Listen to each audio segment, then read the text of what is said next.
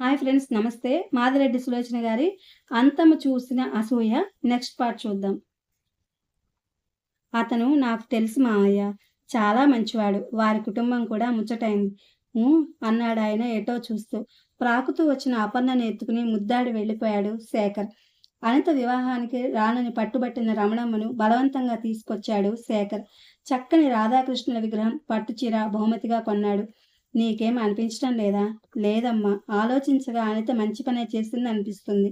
భిన్న ధృవాల్లాంటి మేం సంసారం నెట్టుకు రావటం చాలా కష్టతరమైన పని. ప్రతాప్‌లో ఓ గొప్ప గుణముంది. అతను సర్దుకుపోగల నేర్పరి. తల్లికి ఎన్నో రకాలుగా నచ్చజెప్పాడు.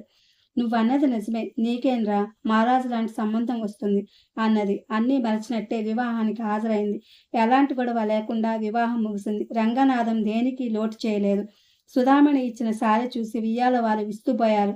శేఖర్ బాధ్యతాయుతంగా పనిచేస్తూ రవీంద్ర లేని లోటు తీర్చాడు.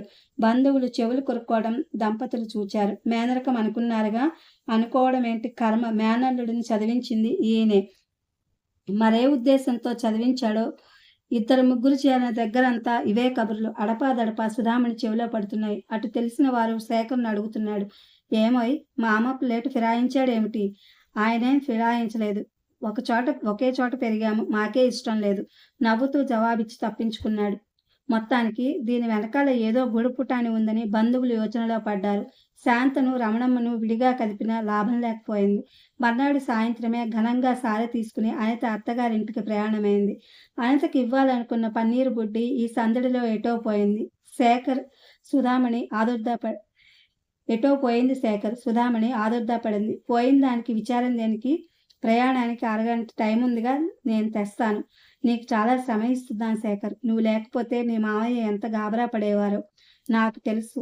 బావ ఇంత శ్రద్ధగా ఎందుకు పనిచేస్తున్నాడో, నా వివాహం ఎలా జరుగుతుందోనని తనని చూచి అందరూ గతించిన విషయాలు మా అత్తగారి ముందు చర్చించాలని, దాంతో నా జీవితం నరకప్రాయం. అనిత మాట్లాడుతోంది. అనిత, పొరపాటుగా మాట్లాడానా?